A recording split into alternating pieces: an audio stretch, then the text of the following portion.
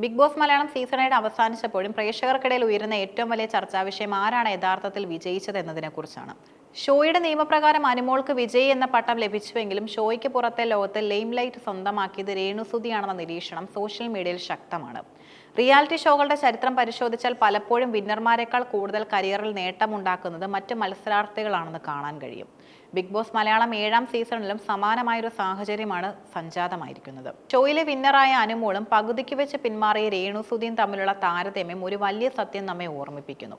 പ്രശസ്തി നേടുന്നതിനേക്കാൾ അത് നിലനിർത്തുന്നതാണ് പ്രധാനം. ബിഗ് ബോസ് ഹൗസിനുള്ളിൽ രേണുസുതിയുടെ അടുത്ത സുഹൃത്തായിരുന്നു ആങ്കർ ശാരിക. രേണുവിന്റെ കരിയറിനെ കുറിച്ച് ശാരിക പങ്കുവച്ച വാക്കുകൾ ആരാധകർക്കിടയിൽ വലിയ തരംഗമാണ് സൃഷ്ടിച്ചത്. രേണു ഇപ്പോൾ ബഹ്റൈനിൽ തുടർച്ചയായ ഷോകളുടെ തിരക്കിലാണ്. 3ഉം 4ഉം വിദേശ ഇവന്റുകളാണ് രേണുവിന് ഒന്നിന് പുറകെ ഒന്നായി ലഭിച്ചുകൊണ്ടിരിക്കുന്നത്. ഈ നേട്ടം ബിഗ് ബോസ് വിജയ് എന്ന പട്ടം കൊണ്ടല്ല, മറിച്ച് രേണുവിന്റെ കഠിനാധ്വാനം കൊണ്ട് മാത്രമാണെന്ന് ശാരിക വ്യക്തമാക്കുന്നു.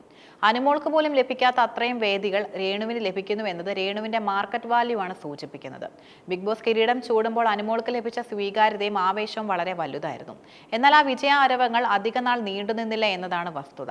സോഷ്യൽ മീഡിയയിലെ ട്രെൻഡുകൾ മിനിറ്റുകൾക്കുള്ളിൽ മാറുന്ന കാലമാണിത്. ബിഗ് ബോസിലെ പല മത്സരാർത്ഥികളെയും ജനം ഇതിനോടകം മറന്നു കഴിഞ്ഞു. ഷോ കഴിഞ്ഞ ആദ്യ ആഴ്ചകളിൽ ലഭിച്ച വാർത്താ പ്രാധാന്യം നിലനിർത്താൻ അനുമോൾക്ക് കഴിഞ്ഞില്ല. ഉദ്ഘാടനങ്ങളും സ്റ്റേജ് ഷോകളും ചെയ്യാൻ താല്പര്യമുള്ള ആളാണ് അനുമോളെങ്കിലും മാധ്യമശ്രദ്ധ നേടുന്നതിൽ രേണുവിനേക്കാൾ പിന്നിലാണ് അവരിപ്പോൾ. രേണുസുതി സോഷ്യൽ മീഡിയയുടെ നാഡിമിട് പറയുന്ന ഒരാളാണ്. തന്റെ വ്യക്തിജീവിതവും കരിയറും എങ്ങനെ ജനങ്ങൾക്കിടയിൽ സജീവമായി നിലനിർത്തണമെന്ന് അവർക്കറിയാം. തന്റെ മരിച്ചുപോയ ഭർത്താവ് കൊല്ലം സുധിയുമായി ബന്ധപ്പെട്ട വൈകാരികമായ നിമിഷങ്ങൾ സോഷ്യൽ മീഡിയയിൽ പങ്കുവെക്കുന്നത് രേണുവിന് വലിയ തോതിൽ ജനപിന്തുണ നൽകുന്നുണ്ട്. ഭർത്താവിന്റെ ഓർമ്മകൾക്ക് പുറമെ സ്വന്തമായി പണിത വീട്, പുറത്തിറങ്ങിയ മ്യൂസിക് ആൽബങ്ങൾ എന്നിങ്ങനെ തന്റെ ഓരോ ചെറിയ ചലനങ്ങളും വാർത്തയാക്കാൻ രേണുവിന് സാധിക്കുന്നു. ഷോയിൽ നിന്ന് സ്വയം പുറത്തായെങ്കിലും അത് തന്റെ ഇമേജിനെ ബാധിക്കുന്നില്ലെന്ന് തെളിയിക്കാൻ രേണുവിന് കഴിഞ്ഞു. ഇന്നത്തെ കാലത്ത് ബിഗ് ബോസിനേക്കാൾ വലിയ ഡ്രാമകൾ സോഷ്യൽ മീഡിയയിൽ ഓരോ ദിവസവും നടക്കുന്നുണ്ട്. ഓരോ പുതിയ വിവാദം വരുമ്പോഴും പഴയത് മറക്കുന്നത് ജനങ്ങളുടെ സ്വഭാവമാണ്. ഈ ഒഴുക്കിൽപ്പെടാതെ നിൽക്കണമെങ്കിൽ നിരന്തരമായ ഇടപെടലുകൾ ആവശ്യമാണ്. രേണു തന്റെ കരിയറിനെ ഒരു ബിസിനസ് പോലെ കാണുന്നു. വിദേശ ഷോകളും ഉദ്ഘാടനങ്ങളും കൃത്യമായി പ്ലാൻ ചെയ്തുകൊണ്ടാണ് അവർ മുന്നോട്ട് പോകുന്നത്. അനുമോൾ ഒരുപക്ഷെ തന്റെ സ്വകാര്യ ജീവിതത്തിന് കൂടുതൽ പ്രാധാന്യം നൽകുന്നതാകാം അവർ ലൈം ലൈറ്റിൽ നിന്നും അകലാൻ കാരണം. എന്നാൽ ഒരു ആർട്ടിസ്റ്റ് എന്ന നിലയിൽ വാർത്തകളിൽ നിറഞ്ഞു നിൽക്കുക എന്ത് കരിയർ വളർച്ചയ്ക്ക് അത്യാവശ്യമാണ്.